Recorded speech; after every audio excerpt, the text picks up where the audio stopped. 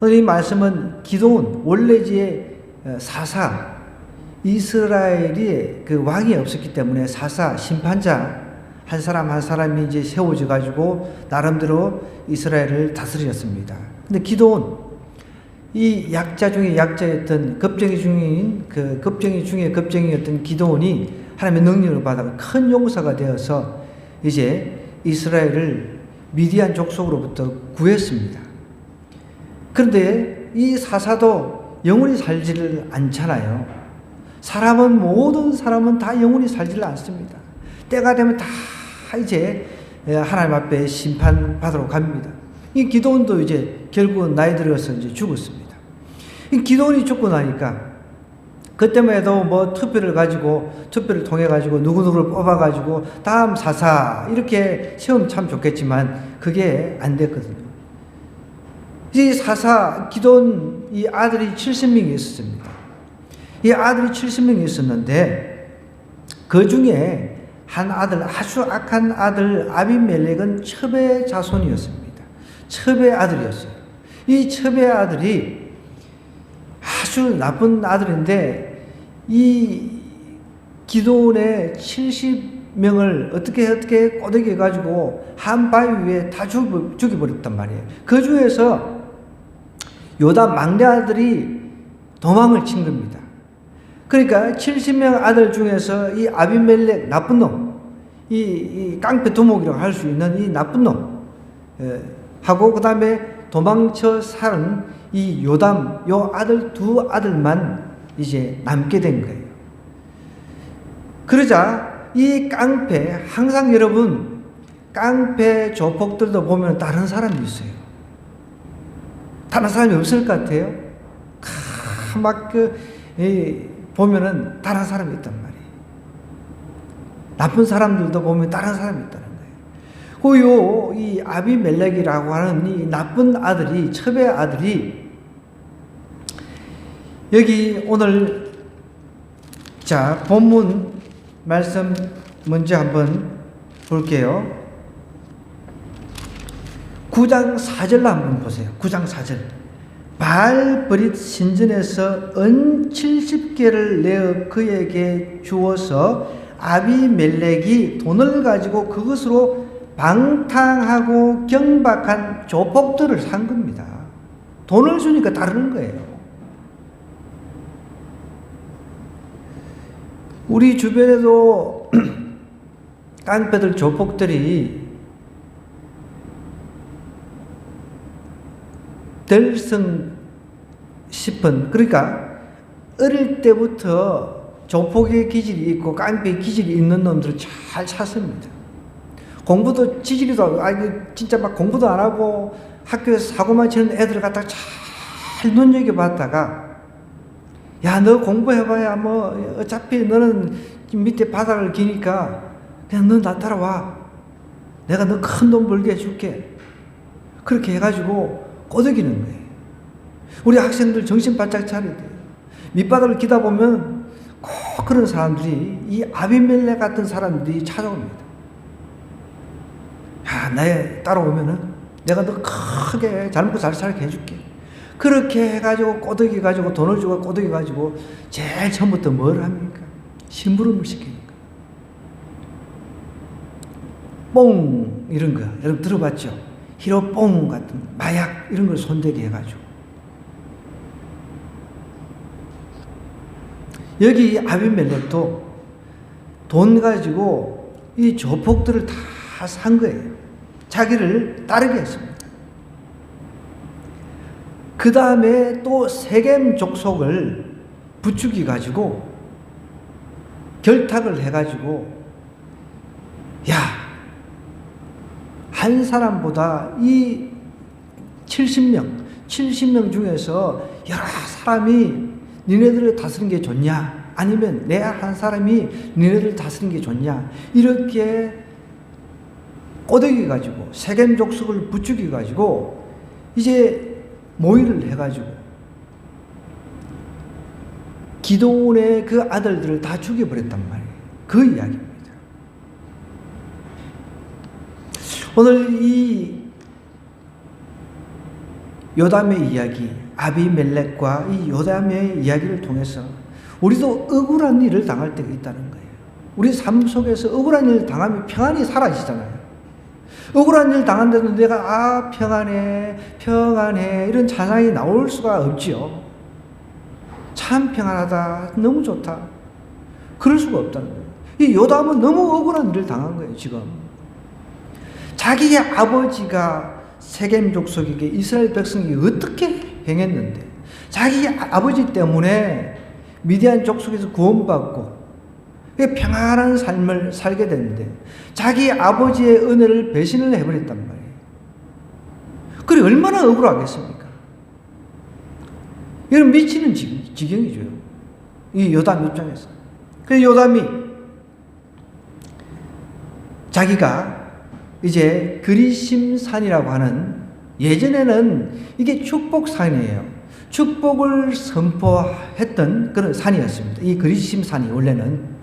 그런데 상징적인 그 축복의 산에 올라가서 저주를 지금 선포를 하는 거예요. 어떻게 보면 이게 거꾸로, 에발산이 원래 이제 마주보고 있는데, 그리심산하고 에발산하고 마주보고 있는데, 그리심산은 축복을 선포를 했습니다. 한쪽에서 이스라엘 백성들이 그리심산에 올라가서 축복을 선포하면은, 한쪽에서는 또 이제 에발산에 올라가서 또 한쪽에서는 저주를 선포하는 거예요. 그런 것을 통해서 이제 어떤 실물 교육을 시키는 것입니다, 이스라엘 사람들. 그런데 그 축복을 선포했던 그 그리심산에서 지금 저주를 선포를 하고 있는 거예요. 올라가가지고 자기의 억울함을 갖다가 세겜 족속들한테도 이제 이야기를 하는 거예요. 그 이야기를 쭉 이제 7절부터 이제 오늘 우리가 읽은 이 본문의 내용이 나오는데, 그 내용을 하나하나 우리가 이제 한번 살펴보겠습니다. 자, 사람들이 요담에게 그 일을 이제 알립니다. 아비멜렉이 결탁해가지고 세겜 족속하고 결탁해가지고 이제 그 자기 형제들을 다 죽여버리고 왕이 됐다는 소리를 들은 거예요. 그러자 이제 요담이 그리심산에 뛰어 올라가가지고 산 꼭대기로 가서 서서 그의 목소리를 높여서 그들에게 이제 외쳐 이릅니다. 세겜 사람들아, 내 말을 들으라. 그리하여 하나님이 너희의 말을 들으시리라. 지금 이거 악한 일을 결탁해가지고 마음이 굳을 대로 굳어 있습니다. 조폭하고 이게 뭐 결탁해가지고 이 무슨 그 속에 좋은 것이 나오겠습니까? 이 요담이 그리심산에 뛰어 올라가가지고 이렇게 선포를 하는 거예요. 그리하여 내 말을 들으라. 내 말도 못 듣는데 어떻게 하나님께서 니네들의 그 말을 들으실까? 그렇게 이야기를 하는 거예요. 여러분, 우리 악한 마음들이 이 안에 있으면 하나님의 음성이 들리지 않습니다. 그걸 아셔야 돼요. 우리 마음이 꽁해 있고 그러면요, 하나님의 음성이 들리시면 안다니까요. 우리 마음이 지금 그 비틀려져 있는데, 다른 사람 같은 인간끼리도 이야기를 해도 마음이 지금 비틀려져 있는데 어떻게 하나님의 음성을 들을 수 있겠습니까? 지금 세겜 족속들이 그런 상태였다는 거죠. 우리도 마찬가지예요. 우리 삶 속에서 하나님의 음성을 듣기 원하시면요, 내 마음에 이 그 뒤틀려져 있는 이런 것들부터 제거를 해야 되는 거예요. 이 요담이 이렇게 이야기를 합니다. 어떤 우화를, 그러니까 나무를 이제 사람의 그 어떤 모습으로 의인화를 시킨 거죠. 의인화를 시켜서 이제 감람나무, 그 다음에 무화과나무, 이스라엘 사람들이 가장 좋아하는 나무입니다. 감람나무, 감람기름이 나오니까요. 감람기름 가지고 이제 제사장이 이제 위임식을 할 때 감람류 기름을 붓습니다. 오늘 우리 그 집에서도 요리할 때 감람류 쓰잖아요, 그죠? 감람나무에서 나오는 감람류 굉장히 귀했어요. 그 이스라엘 사람들이 이 감람나무를 소중하게 여겼습니다. 그 다음에 무화과 열매, 무화과도 굉장히 이스라엘 사람 귀중하게 여기는 것입니다. 그 다음에 마지막 이제 포도나무, 포도에서 나오는 포도부터 시작해서 포도주, 이스라엘 사람들이 즐겨 마시던 그 즐겨 마시다 해서 이제 또 오해해가지고, 아이고 예수님도 뭐 혼인잔치에서 포도주도 만들어 주신다, 우리 부어라 마시자, 이게 성경에 술 마시지 말라고 하는 말도 없으니까, 이런 생각하시면 안 돼요. 이스라엘 사람들은 이런 포도주를 갖다가 음료수처럼 마셨어요. 이게 배합을 해가지고, 저도 가끔씩 누가 이렇게 매실 같은 것을, 원액을 담아서 저한테 줄 때가 있습니다. 그 원액을 물로 타지 않고 먹으면 어떻게 해요? 취해버려요. 알딸딸합니다. 그러니까 이 포도주를 그냥 진하게 그대로 독한 그대로 마시는 것이 아니라 그것을 물에 이제 배합을 해가지고 3대1 비율로 이렇게 보통 한대요. 그러니까 물, 3, 포도주 1 이렇게 해서 배합을 해가 음료수처럼, 우리가 밥 먹을 때 음료수 마시듯이 그렇게 이스라엘 사람들이 음료수처럼 생각하고 마신다는 것이죠. 그러니까 자, 감람나무, 무화과나무, 포도나무는 너무너무 중요한 나무예요. 이 비유를 들어가지고 이제 세겜 백성들을 깨우치려고 하는 겁니다. 자, 그 내용을 보겠습니다. 8절입니다. 하루는 나무들이 나가서 기름을 부어 자신들 위해 왕으로 삼으려 하여 감람나무에게 이르되 너는 우리 위에 왕이 되라. 그러니까 감람나무가 그들에게 이렇게 이야기합니다. 내게 있는 나의 기름은 하나님과 사람을 영원하게 하는데 내가 이것보다 더 중요한 거 놔두고 니네들 위에 어떤 왕이 되어가지고 다스릴 수 없다라고 이야기를 하는 거죠. 그 본분을 지키겠다는 겁니다. 본분. 감람나무가 그들에게 이르되 내게 있는 나의 기름, 이 기름, 소중한 기름은 하나님과 사람을 영원롭게 한다는 거예요. 그 감람유를 갖다가 이제 제사장에게 부어서 어떤 사람에게 부어서 이제 영원롭게 하는 거죠. 하나님의 그 중요한 직책을 받았을 때 그 감람유를 부어서 영원롭게 한다는 것이죠. 내가 어찌 그것을 버리고 가서 나무들 위에 우쭐대어서 나는 왕이다 이렇게 할 수 없다라고 이야기를 하는 거죠. 그 다음에 이제 10절에 보니까 나무들이 또 무화과 나무에게 이릅니다. 우리한테 와서 왕이 되라 라고 이야기를 하니까 무화과 나무도 동일하게 이야기를 하죠. 나의 단 것과 나의 아름다운 열매를 내가 어찌 버리고 가서 나무들 위에 울줄대리요. 내 단 것 이거 버리고, 단만 내는 이것보다 더 중요한 게 없는데 이거 버리고 내가 울줄되어서 왕이 돼가지고 그렇게 할 수 없다는 거죠. 우리 주변에도 자기의 본분을 저버리고 누가 죽게 세워가지고 뭐 어디 가서 왕이 되라, 어디 가서 뭐 리더가 되라 그러면 막 울줄대가 감도 하나 이제 씌워주면은 막 그냥 목에 기부스를 하고 다니는 사람들이 주변에 간혹 있잖아요. 그죠? 우리는 그렇게 해서는 안 됩니다. 이제 무화과 나무도 동일하게 우쭐댈 수 없다라고, 본분을 저버리고 우쭐댈 수 없다라고 이야기합니다. 이제 나무들이 또 이제 포도나무한테 달려갑니다. 13절에 포도나무도 그들에게 똑같이 이야기를 합니다. 하나님과 사람을 기쁘게 하는 내 포도주를 내가 어찌 버리고 가서 사람들 위해 우쭐대리요. 우쭐댈 수 없다는 것입니다. 이에 모든 나무가 이제 마지막으로 가시나무한테 이제 달려가요. 가시나무한테 이렇게 부탁을 합니다. 왕이 되어달라고. 그래서 15절에 보니까 가시나무가 이렇게 이야기를 해요. 만일 너희가 참으로 내게 기름을 부어 너희 위에 왕으로 삼겠으면 내가 왕이 되겠다. 이렇게 흔쾌히 가시나무는 자기가 왕이 되겠다라고 이야기를 하는 거예요. 와서 내 그늘에 피하라. 가시나무 그늘에 피하면 여러분 찔리기밖에 더 합니까? 그리하지 아니하면 불이 가시나무에서 나와서 레바논의 백향목을 살 것이다 하면서 이 우화를 만들어 가지고 세겜 백성들을 지금 깨우치고 있는 거예요. 니네들이 왕을 잘못 세웠다. 가시나무를 왕으로 세웠다는 거예요. 아비멜렉을 왕으로 세워가지고 니네들은 그 왕한테 찔리게 되어 있다는 거예요. 지금 이 예언적인 말씀입니다. 예언적인 선포인 거예요. 니네들이 결탁이가 세운 왕한테 결국은 찔려 죽게 된다는 거죠. 근데 결국은 이 말씀대로 됩니다. 말씀대로 돼요. 나중에 이 세겜 족속이 아비멜렉을 배반합니다.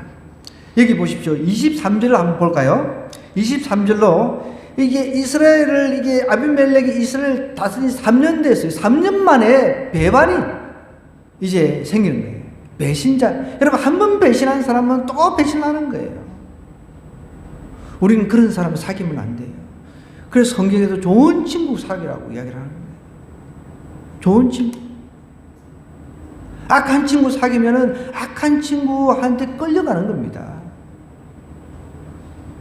제가 아주 친한 친구가 있습니다. 참 얼굴도 잘생겼고 참 미남이었어요. 그래 많은 사람들이 진짜 너는 이 탤런트 돼야 될 것 같다 막 그랬어요.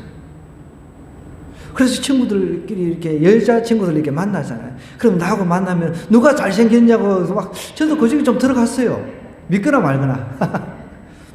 그런데 이 친구가 삼수를 해서 고등학교를 들어갔습니다. 놀라지를 않으시네. 그때 어려웠어요. 그때는. 그런데 고등학교 들어가가지고 친구들을 잘못 사귀어가지고 어느 날 친구가 막 이제 한참 막 고등학교 때는 그렇잖아요. 뭐 친구라고 하는 뭐 영화 보면 뭐 그렇잖아요. 막 그 집단 행동을 하잖아요. 막 욱하는 그런 상황에서 그 분위기에 휩쓸려가지고 이게 막 친구들이 사람을 갖다가 이제 병을 깨가 찌르는데 옆에 있었던 거죠. 그래가지고 굉장히 시끄러웠어요. 대학 돼야 되는데 그러면 대학이 안 당하고 그랬어요. 제가 그것을 이렇게 떠올려 보면 정말 친구 잘 사귀어야 된다. 우리 믿는 자들 친구 잘 사귀어야 돼요. 우리 성인들도 마찬가지입니다. 좋은 사람들하고 일을 해도 좋은 사람하고 일을 해야 되잖아요. 여러분 아비멜렉 같은 이런 인간들 만나면은 내 인생 끝나는 겁니다. 나를 찌르는 사람을 갖다가 내가 이제 나하고 동업자로 이렇게 세웠다 그러면 내 인생 끝난다는 거죠. 23절에 보니까 아비멜렉과 세겜 사람들 사이에 하나님께서 어떻게 했어요? 악한 영을 보내버립니다. 악한 영을 보내버리니까 세겜 사람들이 아비멜렉을 어떻게 했다고요? 배신을 해버린 거예요. 여러분, 여기서 우리는 한 가지 교훈을 얻어야 돼요. 우리는 우리 삶의 평안을 얻으려고 하면은요, 하나님이 나의 심판자가 되어야 된다는 거예요. 이 요담은 그리심산 꼭대기 올라가가지고 자기 억울함을 갖다가 그래 내 세력 모아가지고 니네들 반드시 복수할게 이렇게 하지 않았다는 거예요. 내가 뒷일을 도모해가지고 내가 사람들 모아가지고 군대를 모아가지고 니네들 반드시 세겜 니네들 족속 그리고 아비멜렉 너 반드시 내가 복수하겠다 이렇게 하지 않았다는 거예요. 억울한 일을 당했을 때 하나님이 나의 심판자라는 이런 분명한 이 요담은 의식이 있었어요. 하나님은 언젠가 이 갚아주신다. 그래서 그리심산 그 축복의 산에서 오히려 저주를 하나님의 그 어떤 그 관점에서 반드시 하나님은 선과 악을 구별하시는 분이시니까 갚아주실 걸 믿은 거죠. 그래서 올라가서 선포를 하는 거예요. 근데 그것이 그대로 된 거예요. 3년 딱 지나가죠. 고작해야 3년 다스렸습니다. 이 아비멜렉이. 3년 다스리니까 하나님께서 악한 영을 보내셔가지고 세겜 사람들하고 이 아비멜렉 사이에 이 간격이 생겨버린 거예요. 배반 때려버려요. 배반. 나중에 이제 아비멜렉은 또 세겜이 배반했다 가지고 이 세겜을 막 정벌을 해요. 징벌을 합니다. 막 잡아 죽이고. 그래서 나중에 결국은 또 이 배신자 처단하려고 이 성을 공격하는 과정에 여자가 맷돌 그 깨짝을 갖다가 집어 위에서 던져버리는데 그게 맞아 죽어버렸어요. 비참하게 죽었습니다. 근데 또 여자한테 죽었다는 소리는 듣기 싫어가지고 자기 자존심은 있어가지고 그래도 여자한테 죽었다는 여자가 던진 그 괴짝에 맞아가지고 죽었다는 이 소리는 듣기 싫어가지고 그냥 자기가 칼로 찔러서 자기 스스로 그냥 자살해 죽었습니다. 그게 무슨 명예입니까? 여러분, 우리가 살아가면서 억울한 일을 이렇게 요담처럼 당할 때가 있잖아요. 그럴 때 내가 나중에 갚아주리라 이런 생각 갖지 말고 하나님께 맡겨야 된다는 거예요. 요담이 그렇게 했다는 겁니다. 괴로운 일을 당해도 스스로 그것을 갚지 말고 오직 하나님께 심판을 맡겨야 한다는 것을 교훈하고 있습니다. 창세기 34장 1절에서 31절에 보면 야곱이 이제 야곱 가족이 하란에서 돌아와서 세겜 땅에 머뭅니다. 머물 당시 세겜이 나와요. 세겜 그 지역이 나와요. 이 여동생인 그 디나가 이 세겜 족속이 강간을 당하는 엄청난 사건이 생깁니다. 그때 이제 이 강간을 당하자 세겜 남성들에게 할례를 받게 하죠. 야곱 그 아들들이 거짓말로 이렇게 너네들 할례 받으면 우리하고 통혼할 수 있게 해줄게. 그래가지고 할례 받게 해가지고 이제 할례를 다 포경수술 다 남성들이 받았다면 세겜 족속들이 아파가지고 끙끙거리고 있을 때 그냥 레위하고 시몬이 가가지고 그냥 칼로 그냥 난도질을 해가지고 싹 그냥 죽여버렸단 말이에요. 그것 때문에 거기서 더 있을 수가 없어서 이제 야곱 가족이 떠난 그 장소가 사실 세겜입니다. 그러니 좀 유서 깊은 도시예요. 이 세겜 족속이 여러분 그때 야곱 가족한테도 그 몹쓸 짓을 했잖아요. 사실 여러분 강간이라고 하는 것은 사형죄에 해당합니다. 성경에 보면 사형죄에 해당한다는 거예요. 한 여자의 일생을 망쳐버립니다. 사형죄에 해당하는 거죠. 이 유서 깊은 도시의 이 세겜 족속 여전히 한 번 배신한 거, 한 번 나쁜 짓 한 거 똑같이 아비멜렉하고 결대해가지고 여기서 또 나쁜 짓을 하잖아요. 그런데 이 세겜하고 또 자기들이 세겜 족속들이 자기들이 세운 이 아비멜렉 왕하고 또 사이가 틀어져가지고 서로 이제 나중에 싸우고 이압 집산 그냥 완전 난장판이 되는 거예요. 원수 갚는 것은 하나님께 있습니다. 로마서 12장 19절에도 내 사랑하는 자들아 너희가 친히 원수를 갚지 말고 하나님의 진노하심에 맡기라 그랬습니다. 하나님께서 반드시 진노하신다는 거예요. 반드시 악을 악으로 갚아주신다는 거예요.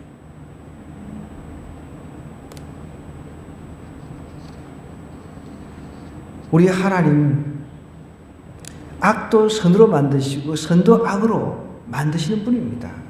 하나님. 근데 우리는 억울함 당할 때 내가 뭔가 이 문제를 해결하려고 하지 말라는 거예요.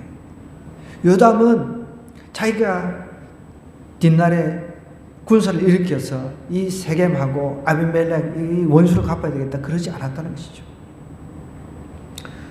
또 계속 보겠습니다.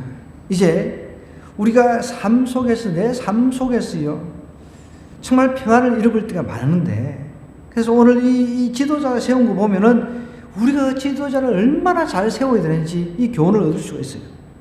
본문 이 14절 한번 볼까요? 14절에 보면은 포도나무가 가시나무에게 너는 와서 우리 왕이 되라 그러잖아요.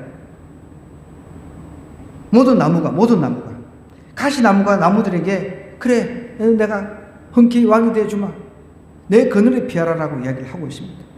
가시나무는 사실 자격 자체가 없었어요.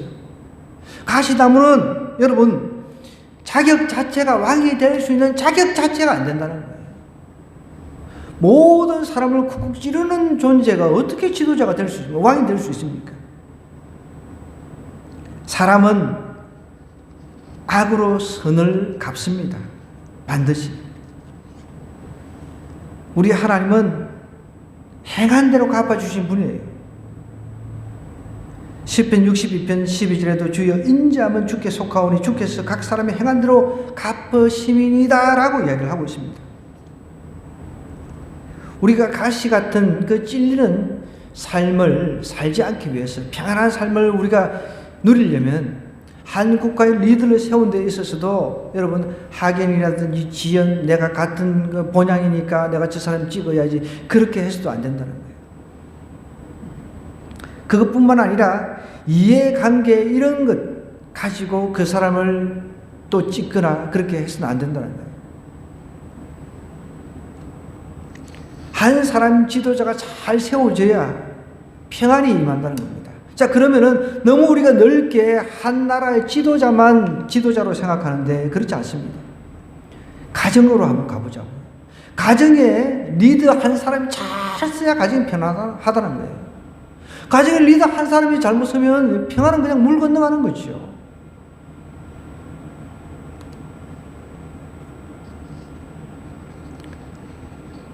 우리가 가정 안에서 싸우고 다투고 헤어지고 살인이 일어나고 이런 것들이 왜 일어납니까? 가정에 한 사람 리더가 제대로 서 있지 않으니까 그렇습니다. 그러니까 모든 가족을 쿡쿡 찌르는 그 리더가 가정이 된다고 생각해 보세요. 제대로 평안이 있겠습니까? 여러분, 오늘 우리 가장된 사람들이 이 말씀을 듣고 적용을 좀 했으면 좋겠어요. 저도 이 말씀을 쭉 묵상을 하면서도 나도 가장으로서, 가정의 지도자로서 바로 서야 되겠다. 내 때문에 남이 쿡쿡 찌르고 자식들이 쿡쿡 찔리고 아내가 쿡쿡 찔리고 이러면 안 되잖아요. 찔러 제끼고. 우리 아내들도 마찬가지입니다. 가정에 한 사람을 리더로서 자녀들을 키울 때 자녀를 쿡쿡 찌르고 그냥 가시처럼 쿡쿡 찔러 제끼고 그렇게 해가지고 어떻게 가정이 바로 서겠냐는. 그 쿡쿡 찔름 받은 애들이 나중에 사회에 나가지고 또 다른 애들을 쿡쿡 찔러 제끼는 거예요. 우리 자녀들도 마찬가지입니다. 내가 남들 사회에 나가지고 남들 쿡쿡 찔러 제끼는 그런 자녀가 돼서는 안 되죠. 그런 사람이 돼서는 안 된다. 아비멜렉과 같은 그런 사람이 돼서는 안 된다는 거예요. 여러분 보면은 직장 생활을 해도 남들 쿡쿡 찔러 제끼는 사람이 있어요. 그죠? 있어요. 왜 있다고 이야기를 하잖아요. 직장 생활 하는 사람 보면은 남을 쿡쿡 찔러 제껴요. 그냥 가시처럼 계속 찔러요. 아무 이유도 없는데 그냥 계속 찔러 제껴요. 내 개인적인 이해관계를 가지고 사람들과 관계를 또 맺어서는 안 되겠죠. 보십시오. 우리는 가시나무 같은데 이런 데 달라붙으면 안 돼요. 예수님처럼, 예수님이 뭐라고 그랬어요? 본인 스스로 포도나무라고 그랬습니다. 우리 보고 가시라고 그랬습니다. 가지가 뚝 잘라가지고 떨어지면 안 된단 말이에요. 예수님이 포도나무이기 때문에 그 포도나무에 딱 달라붙어 있어야 되는 거예요. 그럼 우리는 각자가 좋은 리더가 될 수 있는 것입니다. 예수님을 떠나서 가지가 포도나무에 떠나가지고는 어떤 것도 열매도 맺을 수가 없다는 것입니다. 아비멜렉과 세겜 사람들의 이 관계가 정말 가시, 쿡쿡 찌른 가시 관계였습니다. 이 가시 관계에 뭐가 잘 될 수 있겠습니까? 뭐 이렇게 오래 갈 수 있겠습니까? 3년 갔습니다. 3년 동안은 그나마 자기 이해관계가 맞아가지고 하나님께서 악한 영을 보내버리니까 3년에서 그냥 끝나버린 거죠. 서로 이제 끝나니까 어떻게 서로 이제 죽이려고 난리치는 거죠. 서로. 여러분도 우리 삶에 있어서 좀 평안한 삶을 누리기를 원하시면요, 내가 남을 찌른 사람이 돼서는 안 된다는 거예요. 이거 꼭 명심해야 돼요. 내가 남을 콕콕 찔러 제끼는 사람 돼서는 절대 안 된다는 거예요. 자, 우리 옆 사람한테 이렇게 이야기합시다. 남을 쿡쿡 찌르는 사람 되지 맙시다.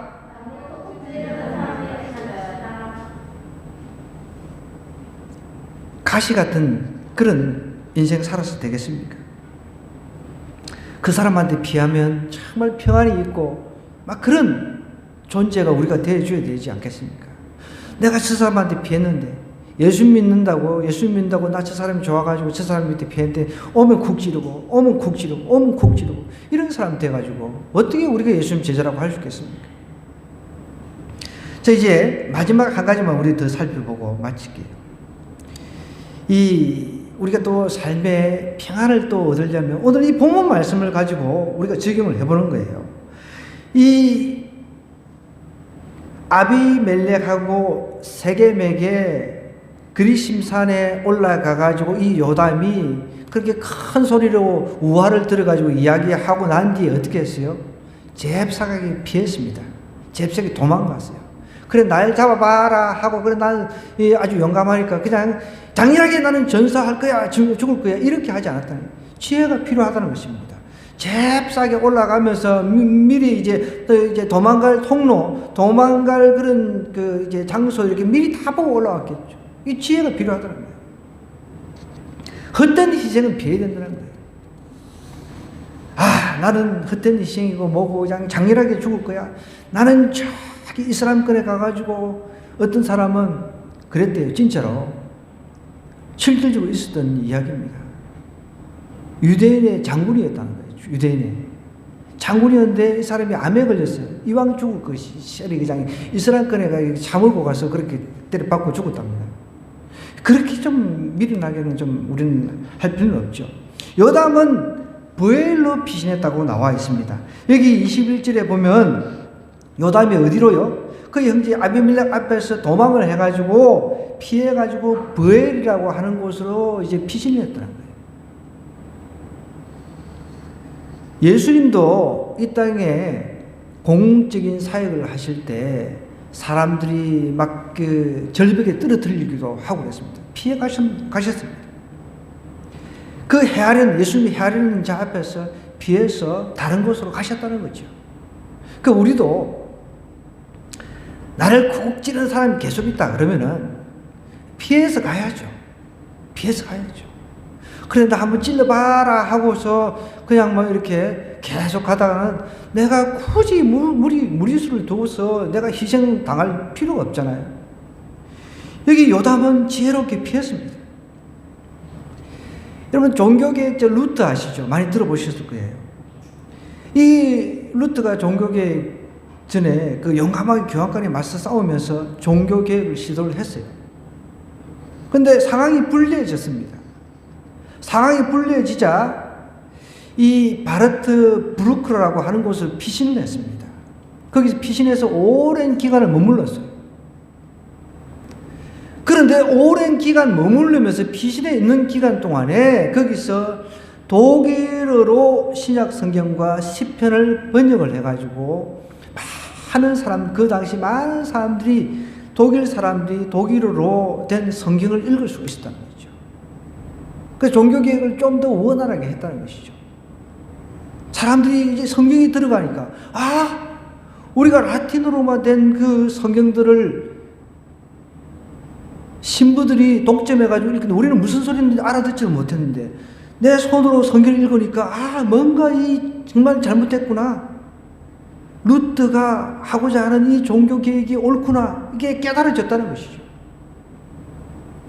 오늘 우리도 마찬가지예요. 헛된 희생은 피해야 된다는 겁니다.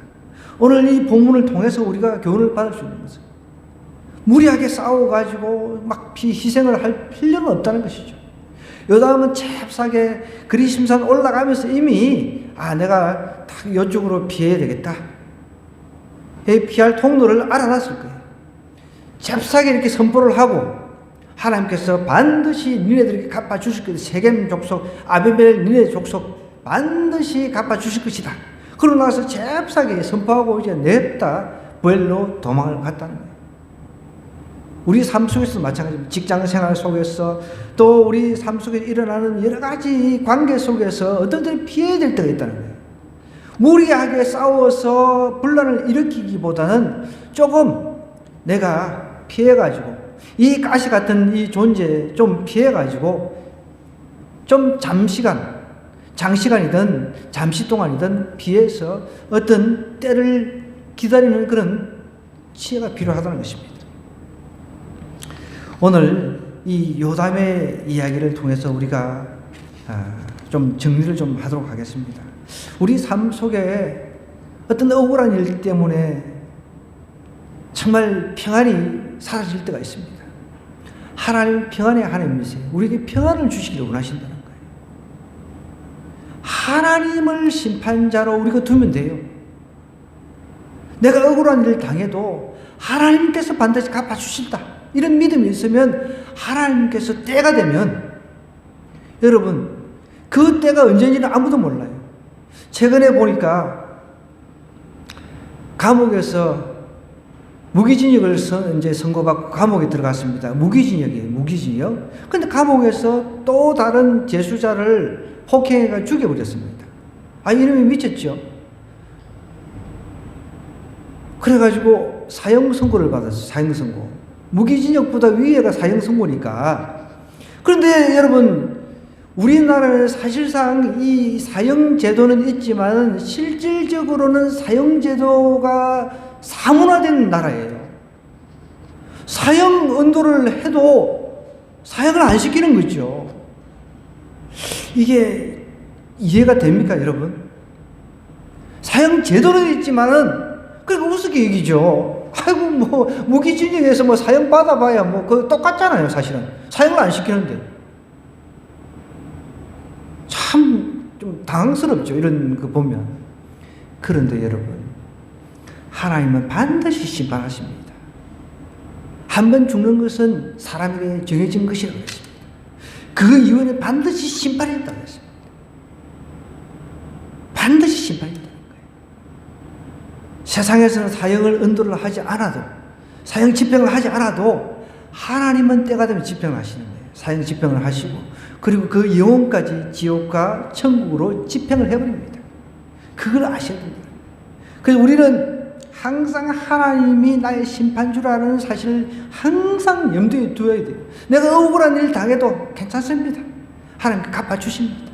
하나님께 갚아주신다. 또 우리 삶 가운데서 이제 크게는요, 지도자를 잘 세워야 되겠죠. 그래야 삶의 평안을 얻을 것 아니에요. 나를 쿡쿡 찌르는 지도를 세워가지고 이 사람이 나를 좀 평안하게 해줄 것 같아가지고 내가 찍었는데, 나를 평안하게 해주기는 나를 쿡쿡 찔러제껴. 그래서 잘 지도자를 뽑을 때 우선 잘 뽑아야 돼요. 또 우리가 개인적으로 적용을 하면요, 내 가정에서 내가 남을 쿡쿡 찔러 제끼는 그런 지도자가 되면 안 되는 거예요. 리더가 되면 안 돼요. 가장이든 또 엄마든 아빠든 우리 자녀들도 마찬가지입니다. 세상에 나가서 남들 콕콕 일을 하는데 남들 콕콕 찔러. 그런 사람이 어떻게 하나님 앞에 쓰임 받겠습니까? 그것을 우리가 한번 좀 적용을 우리 삶 속에 이번 한 주간 적용을 하자는 거죠. 마지막으로 헛된 희생을 피하라는 거죠. 헛된 희생. 내 삶의 어떤 때는 이 헛된 희생을 피해야 평안이 찾아오는 겁니다. 불필요하게 그래 나는 정의롭게 이 문제는 그냥 두고 볼 수 없어. 붙어야 돼. 싸워야 돼. 막 이러다 보면은 그냥 끝장이 나는 거죠. 서로 같이 죽는 거죠. 오늘 이 말씀을 통해서 각자는 하나님의 음성을 분명히 들은 줄 믿습니다. 저와 여러분 이번 한 주간 이 말씀을 다시 한번 되새기면서 내 삶 속에 좀 적용하고 삶의 평안을 좀 누리면서 살아가는 한 주간 되었으면 하는 그런 간절한 그 바람과 그 기원이 있습니다.